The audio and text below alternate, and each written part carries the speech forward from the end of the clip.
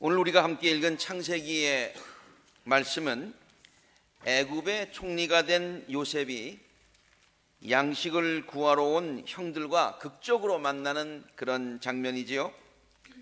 그리고 오늘 읽은 본문 말씀은 요셉이 형들에게 하는 그러한 말씀입니다. 요셉이 누구입니까? 형들 때문에 노예로 팔려갔고요, 그 이후에 많은 역경과 시련의 세월을 겪어야 했던 사람이죠. 그런데 지금 그가 애굽의 총리 대신이 되어서 천하를 호령하는 그런 사람이 되었습니다. 그런데 형들이 그의 앞에서 머리를 지금 조아리고 있습니다.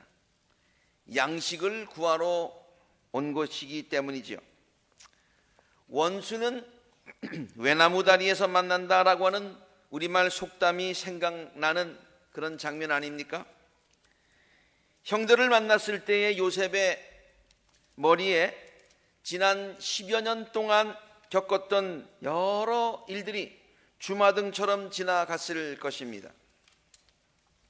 청소년의 나이에 노예로 팔려갈 때에 그 무서웠던 생각들, 사랑하는 아버지를 그리워하면서 흘렸던 그 많은 눈물들, 보디발의 집에 노예로 팔려가서 온갖 겪었던 그 수모와 역경들, 억울하게 감옥에 가서 지냈던 그 한많은 세월들, 요셉이 총리가 된 나이가 30이라고 했으니까 요셉은 한창 나이에 노예로 살아야 했던 것이지요. 청소년 15세 정도에 팔려갔다고 그래도 한 15년을 노예 생활을 했던 것이죠. 얼마나 억울한 일이었습니까? 요셉도 인간이었기 때문에 그동안 형들을 향한 원망과 미움의 마음이 왜 없었겠습니까? 형들을 보자마자 내 청춘을 보상해 내라고 말하고 싶을 그런 심정이었을지도 모릅니다. 보통 사람 같으면 형들에게 대한 복수심도 가지고 살았을지도 모른다는 생각을 충분히 하게 하지요. 그런데 드디어 요셉이 형들을 만난 것입니다.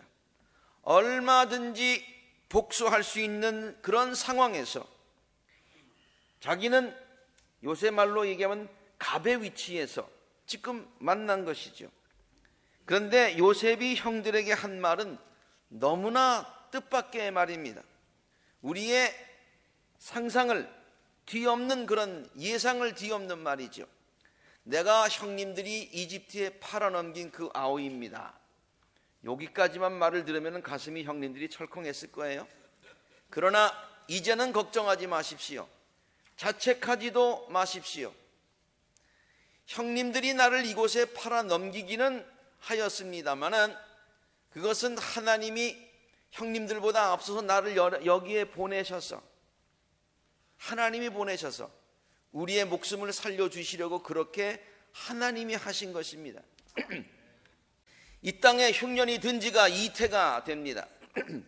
앞으로도 5태 동안은 밭을 갈지도 못하고 거두지도 못하게 되겠는데, 하나님이 나를 형님들보다 앞서 보내신 것은 하나님이 크나큰 구원을 베푸셔서 형님들의 목숨을 지켜주시려는 것이고, 또 형님들의 자손을 이 세상에 살아남게 하시려는 그와 같은 것입니다. 그러므로 실제로 나를 이리로 보내신 것은 형님들이 아니라 하나님이십니다. 하나님이십니다. 저는 이 성경의 많은 그런 말씀들 가운데 참 이 부분을 굉장히 좋아합니다. 얼마나 멋진 말입니까? 요셉의 넓은 마음을 잘 보여주는 말 아닙니까? 요셉이 정말로 한 시대를 이끌 만한 큰 그릇이었음을 잘 보여주는 그런 말이지요. 그런데 이 말씀을 이번 설교를 준비하면서 곰곰이 묵상하는 가운데 이런 생각도 해보게 되었습니다. 물론 그런 말을 아무나 할 수 있는 것은 아니지만, 아무나 할 수 있는 말은 아니지요. 그래도 요셉 정도의 위치가 되면 할 수 있는 말일 수도 있다는 그런 좀 엉뚱한 생각을 해보았습니다. 모든 것을 가진 자의 여유라고나 할까요? 이제 모든 것을 긍정적으로 바라볼 수 있는 마음에 여유가 생겼기 때문에 그런 얘기 충분히 할 수 있는 것 아니냐, 이런 생각도 할 수 있다는 말입니다.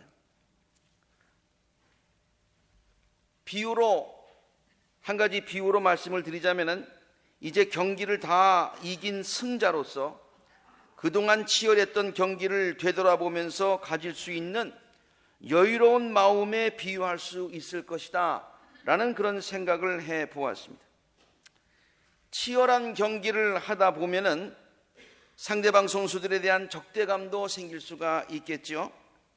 때로 심판의 판정이 옳지 않다고 생각하면서 분노할 때도 있었을 것입니다.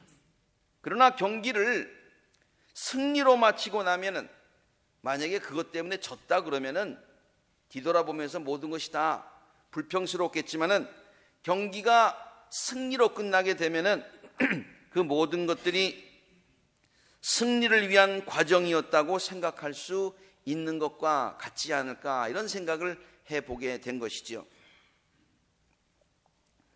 제가 요셉의 그 위대한 말을 평가절하하려고 하는 것은 절대로 아닙니다. 누구나 할 수 있는 말을 요셉이 했을 뿐이라는 말은 더더욱 아닙니다. 하나님의 크신 섭리와 경륜을 깨닫고 그 큰 틀 안에서 자신의 과거를 볼 수 있다는 것은 보통 사람이 할 수 있는 것은 결코 아니지요. 그러나 제가 말씀드리려고 하는 것은 그보다도 더 중요한 것이 있다고 하는 거예요. 다시 말해서 마지막에 하나님의 귀한 섭리와 경륜을 깨달은 후에, 섭리와 경륜을 마지막에 깨달은 후에 자신의 모든 과거를 긍정적으로 돌아보면서 평가하는 것 중요하지만, 그것보다 더 중요한 게 있다는 거예요. 쉽지는 않지만은 삶의 과정 중에서 나타나는, 삶의 과정 중에서 하나님의 섭리와 경륜이 있음을 깨닫는 것이 아니라, 그때는 믿어야죠. 아직까지 깨닫지 못하겠죠. 그런 과정 중에 있을 때는 아직까지 깨닫지 못하더라도 믿고, 어려운 과정 속에서도 소망을 잃지 않는 믿음을 가져야 된다.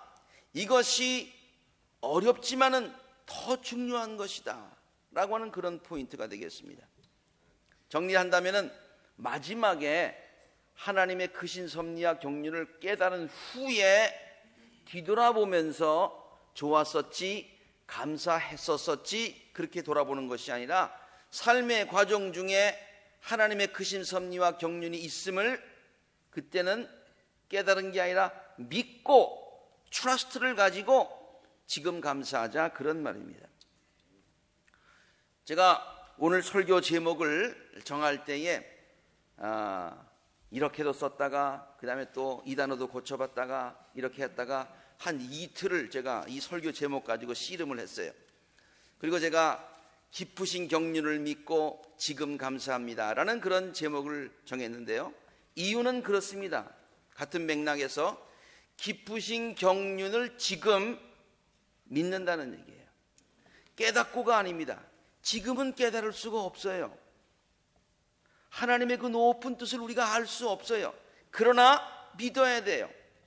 그리고 나중에 깨달았고 난 다음에 그때 가서, 나중에 가서 감사하는 것이 아니라 지금 감사하자, 그런 얘기예요. 그래서 기쁘신 경륜을 믿고 지금 감사합니다, 이 제목을 정하게 된 것입니다.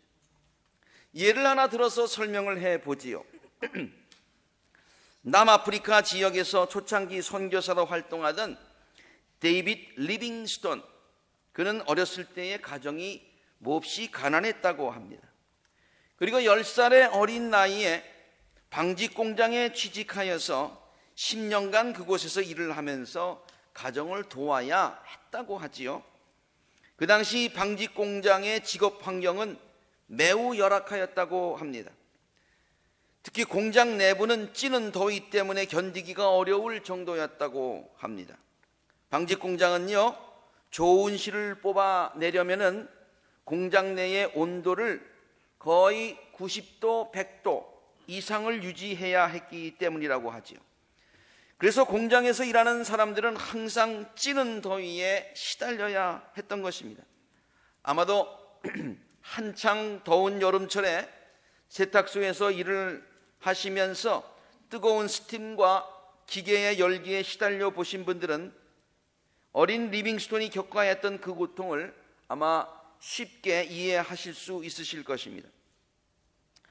경건한 기독교 신앙이었던 아버지의 영향을 받아서 어릴 때부터 내가 하나님의 종이 되겠다, 특별히 선교사가 되겠다라는 그러한 헌신을 하고 위대한 꿈, 원대한 꿈을 가졌던 리빙스톤은 한창 젊은 시절을 그렇게 방직 공장에서 더위와 싸우며 자기가 생각할 때는 참 의미 없는 그런 시간을 죽이고 있다고 생각하는 그런 생각을 가졌었다는 거예요. 그는 자신의 젊은 시절을 돌이켜볼 때에 가장 먼저 생각나는 것이 바로 더위와의 싸움이었다. 젊은 시절은 더위와의 싸운 것밖에는 생각이 안 난다, 그렇게 말할 정도입니다. 때로는 하나님이 원망스러웠다고 그렇게 본인이 기록하고 있습니다. 자신의 삶을 하나님께로 드리기로 작정했는데 하나님은 그를 어린 시절에 그렇게 혹독하게 연단을 시키셨기 때문이죠. 그러나 그는 나중에 자신이 아프리카의 선교사로 활동하면서 하나님의 그때의 자기를 왜 그렇게 훈련시키셨는가라는 하나님의 경륜, 하나님의 뜻, 섭리를 깨닫게 되었다고 고백하고 있습니다. 정말 아프리카는 너무 더운 곳입니다. 그동안 우리 교회에서 아프리카 선교팀이 갔을 때 주로 우리가 6월에 방문을 했지요. 그때에 우리가 시간이 있었기 때문이죠. 그래서 아프리카 남부 지역의 선교를 갔지요. 근데 6월이면 그곳은 겨울입니다. 여기는 북반부고 거기는 남반부이기 때문이죠. 그러나 낮에는 그쪽이 겨울 날씨인데 낮에는 여기 여름처럼 덥습니다. 겨울철 낮이 이렇게 더우면 여름철에 가보지는 않았지만 여름철은 얼마나 더울까라는 그런 상상을 해보았습니다. 정말 견디기 어려울 정도의 더위일 것이라는 그런 생각을 해보았습니다. 그런데 리빙스톤이 바로 우리가 갔던 그 지역에서 있었기 때문에 그때의 기후가, 리빙스톤이 겪었던 기후가 얼마나 더울까라는 것을 우리가 한번 짐작할 수 있었는데요, 리빙스톤은요 다른 사람들보다 더위를 참 잘 견뎠다고 합니다. 오히려 그는 자신이 극심한 더위 속에 있을 때면은 멀리 고향을 떠나서, 지금 아프리카에 가 있지만은 더울 때가 되면은 고향 생각이 나고 고향에 온 것 같다는 거예요. 옛날 방직 공장에서 일할 때 그 생각이 났다고 하는 그런 이야기를 자서전에 기록한 것을 읽어볼 수가 있었습니다. 그런데 오늘 여기서 오늘 주제와 관련해서 생각해 볼 것이 있습니다. 말씀드렸듯이 분명히 리빙스톤 선교사는 무더운 아프리카 선교지에 가서 거기에서 10년 동안 어렸을 때의 방직 공장에서 일한 것이 하나님의 놀라운 섭리 가운데 일어났던 일이다라는 것을 그때에 깨닫고서 그때 나를 훈련시킨 하나님께 감사한다라고 마지막에 생각했던 것은 사실입니다. 그런데 그의 자서전을 읽어보면서 그는 방직 공장에서 일했을 때에 수많은 실망과 좌절을 경험했다는 이야기를 굉장히 자세하게 기록하고 있어요. 아까도 말씀드렸듯이 하나님을 때때로는 원망도 하고요, 왜 하나님이 나를 이런 곳에서 허송세월하게 하시느냐라고는 하나님께 대한 그러한 원망 어린 하소연도 했다고 하는 것을 자세하게 기록을 하고 있습니다.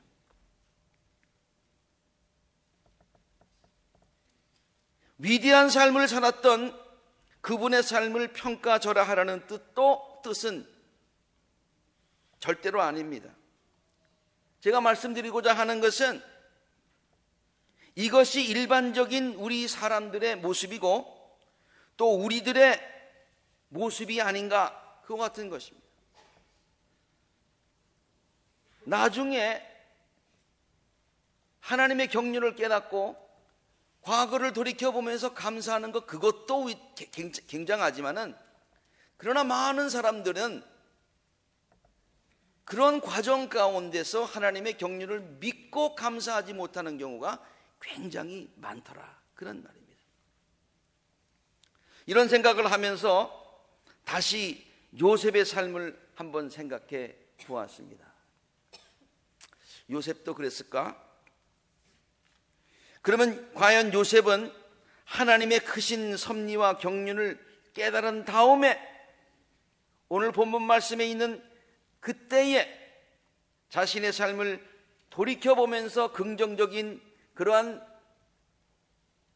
생각을 하고 하나님께 감사를 드리는 그런 사람이었는가? 아니면 그의 삶의 여정 중에서도 그가 노예로 있을 그 당시에도, 감옥에 있을 때에도, 어려울 때에도 하나님의 귀한 섭리가 거기에 있음을 깨닫지는 못하였지만은 믿고서 어려운 가운데서도 소망과 용기를 잃지 않고 긍정적으로 살았던, 감사하며 살았던, 신앙 잃지 않고 살았던 사람이었는가 한번 생각을 해보았다는 말이죠. 그러면서 성경이 이야기하고 있는 요셉의 생애를 다시 한번 이렇게 차근차근 살펴보면서 저는 이 질문에 대한 대답은 후자인 것을 확신하게 되었습니다. 그는 보디발의 집에서 종으로 일하면서 성실하게 일했다고 성경은 우리들에게 직접 간접으로 증거해주고 있지요. 성실한 삶이라고 하는 것은요, 불평하고 원망하는 사람에게서는 절대로 찾아볼 수 없는 것임을 우리는 너무나도 잘 압니다. 불평하고 원망하고 이러는데 뭐 성실하게 살겠어요? 그냥 대강하지요. 그러나 요셉이 성실하게 일했다, 그래서 다른 사람들로부터 인정을 받았다고 하는 것은 정말 그가 한순간 한순간을 성실하게 살았다라는 것을 증명해 주고 있어요. 그의 성실한 삶의 자세는 그가 감옥에 갔을 때도 변하지 않았습니다. 내가 성실하게 살았는데 삶은 나에게 페어하지 않으니 에이, 그냥 대강 살자, 그렇게 하지 않았어요. 보디발의 집에서도 성실하게 살았고, 그래서 거기에서도 인정받아서 모든 집안 살림을 했고, 감옥에 가서도 그 성실함은 변하지 않아서 간수장에게 인정받아서 그 모든 것들을 관리하는 그 같은 책임을 맡기게 되었다. 성경이 그렇게 증거하고 있지 않습니까? 또한 그는 비록 감옥에 갇힌 처지였지만은 오히려 남을 돌아보는 마음의 여유를 가지고 살았던 사람이었던 것을 알 수가 있습니다. 그와 함께 감옥에 있었던 전직 고위 관리들, 바로의 옆에서 일하던 술관원, 떡관원이 들어왔는데 저들을 이제 돌아보게 되었는데요, 그 사람들이 아침에 일어나서 전날 이상한 꿈을 꿨는지 안색이 좋지 않았습니다. 그래서 요셉이 그들에게 묻습니다. 다음날 아침에 요셉이 그들에게 갔는데 요셉은 그들에게 근심스러운 빛이 있음을 봅니다. 지금 내 코가 석자인데 남의 얼굴에 근심, 그거 뭐 신경 쓰겠어요? 그러나 그는 이런 마음의 자세를 가지고 살았다는 거예요. 그래서 요셉은 자기 주인의 집에 자기와 함께 갇혀있는, 지금 보디발을 얘기를 하고 있는 겁니다. 경호실장이니까 거기에 아마 지하 감옥이 있었던 것 같아요. 아주 중대한 범죄를 한 사람이 거기에 갇힌 것 같아요. 그래서 거기에 갇혀있는 두 시종장에게 묻습니다. 오늘은 안색이 좋아 보이지 않습니다. 왜 그러십니까? 이렇게 물었다는 거예요. 이것은 요셉이 감옥에 있으면서도 자신의 처지만을 한탄하며 슬픔 가운데 있지 않았음을 잘 보여주는 그런 대목 아닙니까? 또한 성경은요, 그가 비록 억울한 처지에 있었지만은 보통 사람들이 생각하기에는 내가 하나님을 믿었는데 하나님은 나를 이렇게 어려운 시련을 주니까 노예로 팔려가게 하시고 감옥 가게 하시고 되는 일이 하나도 없는 것 같아서 하나님을 원망하고 나 이제 하나님 안 믿어 라고 신앙을 버릴 수도 있는 그런 처지였지만 요셉은 그렇지 않았다. 하나님께 대한 믿음을 잃지 않았음을 성경은 우리에게 직접간접으로 전하고 있습니다. 그가 보디발의 아내의 유혹을 이길 수 있었던 것은 하나님을 두려워하는 신앙을 갖고 있었기 때문이지요. 사람의 눈은 피할 수 있지만 하나님의 눈은 피할 수 없다. 하나님은 어디에나 계시다. 그 믿음 변치 않았기 때문에 지금 자기가 인간으로서 가장 낮은 노예의 신분에 있었지만 막 살지 않았다는 거예요. 막 살지. 하나님 믿는 신앙 버리지 않았다는 거예요. 그리고 하나님께 대한 믿음이 감옥에 가서도 변하지 않았음을 우리는 다윗의 다음과 같은 말을 통해서 찾아볼 수가 있습니다. 이젠 감옥까지 갔어요. 그것도 너무 억울하게 감옥에 갔어요. 이제는 다 필요 없다 하지 않고 하나님 신앙 끝까지 붙들고 있음을 이 말을 통해서 볼 수가 있다는 거예요. 그들이 그에게 대답합니다. 우리가 지난밤에 꿈을 꾸었는데 해몽할 사람이 없어서 그러네. 그러니까 요셉이 그들에게 얘기합니다. 해몽은요, 하나님이 하시는 것이 아닙니까? 하나님이 인간의 삶을 주장하시는 겁니다. 하나님이 역사의 주관자가 되십니다. 그러므로 하나님께 물어보겠습니다. 그리고 내가 여러분들에게 가르쳐 드리겠습니다. 하나님께 대한 신앙을 지금 고백하고 있는 거예요. 요셉이 어려운 중에서도 이러한 긍정적인 마음과 자세를 가지고 살 수 있었던 비결이 어디에 있었을까요? 자신의 불행한 처지만을 생각하면서 원망하고 좌절하지 않고 오히려 남을 돌볼 수 있는 마음의 여유를 어디에서 가질 수 있었겠습니까? 그것은 다름 아닌 하나님께 대한 신뢰였습니다. 하나님께 대한 신뢰였어요. 내가 사망의 음침한 골짜기를 다닐지라도 하나님은 나를 사랑하시고 하나님은 나를 인도하신다. 그런 신뢰였습니다. 하나님의 뜻을 나중에 깨닫고 그때서야 자신의 삶을 돌이켜보면서 하나님께 감사를 드리는 태도가 아니라 지금 내가 처해 있는 환경과 여건 속에서 하나님의 기쁜 섭리와 경륜이 반드시 있음을 믿고 깨닫지는 못했지만 믿고 지금 하나님께 감사를 드리며 성실하게 하루하루를 긍정적으로 살아가는 것입니다.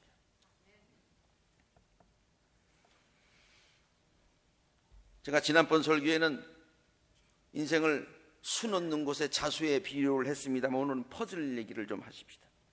인생은 마치 퍼즐을 맞추어 가는 것과 같다, 그런 생각을 자주 합니다. 하나님께서는 우리 각자에게 갖고 계신 큰 그림이 있다는 거예요. 그리고 우리는 그 그림의 한 조각 한 조각을, 그 퍼즐을 지금 맞춰가고 있는 것입니다. 우리는 그 한 조각 한 조각의 그림이 어떤 의미를 갖고 있는지 그 당시에는 알지 못할 때가 많이 있지 않습니까? 이게 무슨 퍼즐이지? 이게 왜 여기에 놓여야 되지? 그러나 우리는 그 한 조각 퍼즐의 의미를 나중에 깨닫게 되지요. 지금은 아무런 의미가 없어 보이는 현재의 일들이 하나님의 크신 경륜 속에서 귀한 의미를 갖고 또 귀한 의미를 지니고 있음을 나중에 깨닫게 된다는 말입니다. 그러나 나중에 그 퍼즐의 의미를 깨닫고 그것에 대한 감사를 하는 것도 중요하지만 중요하지 않다는 얘기가 아니에요. 중요하지만 그보다 더 중요한 것은, 어렵지만은 우리 성도들이 추구해야 될 것은 뭐냐? 지금은 그 퍼즐의 의미를 깨닫지 못하더라도 무언가 그 퍼즐의 깊은 하나님의 섭리와 경륜, 의미가 있음을 믿고서 그 퍼즐을 놓을 때마다 소망과 감사를 잃지 않는 삶을 살아야 한다는 것입니다. 정말로 우리들 삶 가운데 역사하시는 하나님의 섭리는 기기묘묘합니다. 근시안적인 안목을 가진 우리 인간들은 하나님의 크고 깊으신 섭리를 잘 깨닫지 못하지요. 그래서 시편 기자는 다음과 같이 고백하고 있지 않습니까? 하나님, 주의 생각이 어찌 그리도 심오한지요. 그 수가 어찌 그렇게도 많은지요. 내가 세려고 하면 모래보다 더 많습니다. 못 세겠다는 얘기예요. 모래보다 더 많다는 얘기는 내가 모래 한번 세보겠다는 얘기가 아니에요. 못 세겠다는 거예요. 알지 못하겠다는 거예요. 지금 깨닫지 못하겠다는 거예요. 그러나 믿겠다는 얘기입니다. 저는 지금도 저의 삶에 역사하시는 하나님의 깊으신 섭리를 헤아려 봅니다. 좋은 일도 있고 어려운 일 다 우리가 겪고 살지 않습니까? 그러나 그 가운데 하나님의 기쁘신 뜻과 섭리를 헤아려 보려고 노력하고 있습니다. 어떠한 일을 만나든지 어떠한 환경에 처하든지 하나님께서 분명히 뜻이 계시다, 하나님의 섭리가 여기 분명히 있다라는 그러한 믿음을 가지고 그 상황을 보려고 노력합니다. 하나님께서는 이 일을 통하여 또 어떠한 새로운 축복의 역사를 열어가실까? 지금 나의 삶에 놓여지고 있는 이 퍼즐은 하나님께서 나의 삶에 계획하고 계신 아름다운 전체의 그림 중에 어느 부분이고 어느 의미가 있을까? 왜냐하면 제가 왜 그런 생각을 가지는가 하면 하나님은 그를 사랑하며 그의 뜻대로 살기를 원하는 모든 사람들의 삶 속에서 모든 일을 합하여 선을 이루어 가신다고 하는 것을 굳게 믿기 때문입니다. 언젠가도 한번 말씀드린 적이 있습니다만은 저는 음악을 참 좋아하는데요, 이 미술은 정말 잘 못 그립니다. 정말 몰라요. 그러나 그래서 미술 그리는 그림을 잘 그리는 사람들 보면 너무 신기해요. 너무 신기해요. 그 TV에 나와서 아주 그림을 빨리 이렇게 그리는 그 프로가 있지 않습니까? 어린이들에게 주어 보여주는 그런 프로인데 저는 그 프로만 나오면 그렇게 재미있어요. 다른 프로 다 안 보고 그것만 이제 보게 됩니다. 너무 신기해요. 화가가 화폭에 붓을 척 댈 때마다 그림은 점점 아름답게 완성되어져 갑니다. 어떤 때는 화폭의 한 부분에 화가가 까만 물감을 척 묻혀가지고 거기다가 탁 댈 때면은 그냥 깜짝 놀라요. 왜? 혹시 저 까만 게 그림 전체를 망치지는 않는가, 그렇게 걱정을 할 때도 있습니다. 그러나 하여튼 제가 본 프로 가운데서 한 번도 그 TV에 나오는 화가는 까만 걸 칠하든 뭘 칠하든 그것 때문에 그림이 망가지는 것이 아니라 그것 때문에 그림이 아름답게 완성되어져 가더라, 그런 얘기예요. 화가의 분놀림 하나하나가 그 그림을 점점 생동감 있게 만드는 것을 보면서 보는 내가 신이 나더라. 그러면서 이런 생각을 해보았습니다. 우리의 인생을 그리시는 우리 하나님은 전지전능하시고 그 화가보다도 더 실수가 없으신 완벽하신 분임을 분명히 믿습니다.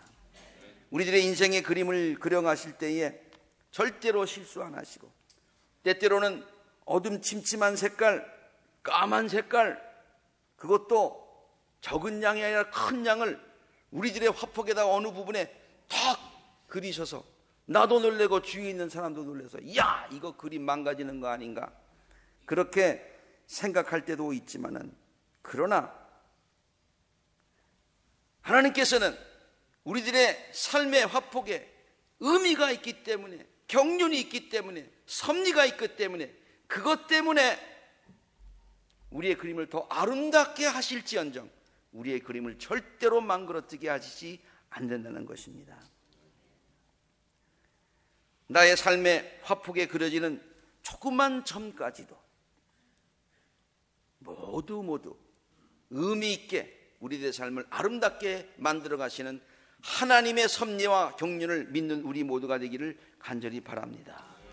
그리고 나중에 가서 돌이켜보면서 감사하는 것, 물론 그것도 중요하지만 그것보다 한 단계 더 성숙한 신앙의 소유자들로서 우리의 과정 가운데서 그 퍼즐의 의미를 알지 못하고 그 분놀림의 의미를 알지 못하고 그 순간의 의미를 알지는 못하더라도 경륜은 깨닫지 못하더라도 하나님의 수가 너무 놀라워서 지금 내가 깨닫지 못하더라도 분명히 하나님은 나를 사랑하시고 나를 선한 길로 인도하신다는 기본적인 신뢰를 가지고 그 믿음 가지고 먼저 감사하시고 지금 감사하시고 그래서 행복과 축복의 삶을 누리실 수 있는 복된 우리 아굴라 재단의 모든 성도님들이 되시기를 우리들의 삶에 놀라운 경륜을 갖고 계신 우리 주님의 이름으로 간절히 축원합니다. 함께 기도하시겠습니다.